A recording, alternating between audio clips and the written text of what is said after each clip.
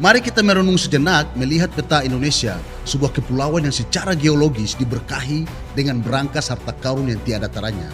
Namun kali ini kita tidak akan berbicara tentang dongeng kejayaan masa lalu. Kita saat ini sedang berdiri di persimpangan sejarah yang sangat kritis, sebuah titik transisi di mana yang memaksa kita harus memilih apakah kita akan terus menjadi tukang gali yang menjual tanah air kita dengan harga murah, ataukah kita berani melompat maju menjadi arsitek peradaban industri dan energi bersih dunia.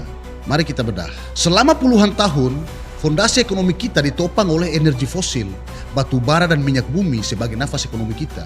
Sampai hari ini, suka atau tidak, sektor mineral dan batu bara masih menjadi tulang punggung penerimaan negara kita yang menyumbang ratusan triliun rupiah setiap tahunnya. Kita terus menjaga agar lampu di rumah kita tetap menyala dengan mewajibkan pengusaha menyetor kuota batu baranya ke dalam negeri. Di saat yang sama, sumur-sumur minyak tua seperti di Blok Cepu terus dipompa dan dipacu agar produksi nasional tidak merosot. Tapi kita semua menyadari bahwa era fosil itu sedang menghitung hari. Asap karbon dari masa lalu kini menuntut kita untuk dibersihkan. Maka sudah saatnya raksasa energi kita kini harus beradaptasi dengan mengubah batu bara berkalori rendah menjadi gas bernilai tinggi. Dan juga kita sudah harus mulai menyuntikkan kembali jutaan ton emisi karbon ke dalam perut bumi melalui teknologi penangkapan karbon raksasa di kawasan timur Indonesia. Lalu kita coba lihat daratan kita yang menghijau oleh kelapa sawit. Emas hijau ini luar biasa tangguh, memproduksi lebih dari 51 juta ton per tahun dan menjadi benteng ketahanan energi nabati kita. Tapi di ufuk barat sana, benua Eropa baru saja mendirikan tembok birokrasi yang sangat tinggi bernama regulasi anti deforestasi. Mereka kini menuntut bukti pelacakan lahan yang sangat presisi, bahkan hingga ke titik koordinat satelit terkecil untuk memastikan minyak sawit kita bebas dari dosa pengundulan hutan. Ini bukan sekedar isu kampanye lingkungan, tapi ini adalah bagian dari perang dagang modern. Sebuah ujian di mana kita dituntut untuk membuktikan martabat tata kelola perkebunan kita di mata dunia, tanpa harus mengorbankan jutaan petani kecil kita. Mari kita bicarakan primadona baru kita sejenak. Mineral kritis misalnya. Sejak negara mengambil langkah radikal dengan melarang total ekspor biji nikel mentah, sebenarnya kita itu sudah memaksa dunia untuk datang dan bertekuk lutut membangun pabriknya di sini. Dan hasilnya luar biasa. Rantai pasok baterai kendaraan listrik pun mulai terbangun. Pabrik-pabrik peleburan canggih didirikan, diorkestrasi oleh konsorsium raksasa negara untuk menyuplai jantung kehidupan mobil listrik masa depan.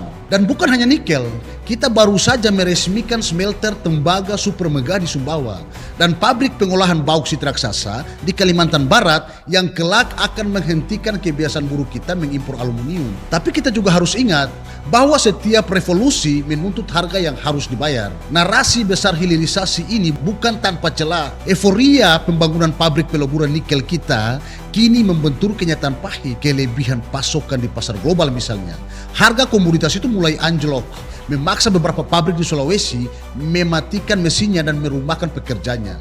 Di sisi lain, kita juga dihadapkan pada ancaman limbah lumpur beracun yang menuntut industri untuk segera memodernisasi cara mereka, beralih ke metode pemadatan limbah kering agar lautan dan air tanah kita tidak menjadi korban tumbal kemajuan ekonomi. Untuk menghadapi konstelasi global yang begitu rumit hari ini, negara kita tidak bisa lagi bertindak sekedar sebagai penonton atau pembuat izin gitu. Makanya pemerintah saat ini sedang menyatukan otot-otot ekonomi BUMN kita di bawah satu institusi raksasa bernama Danantara. Agar apa?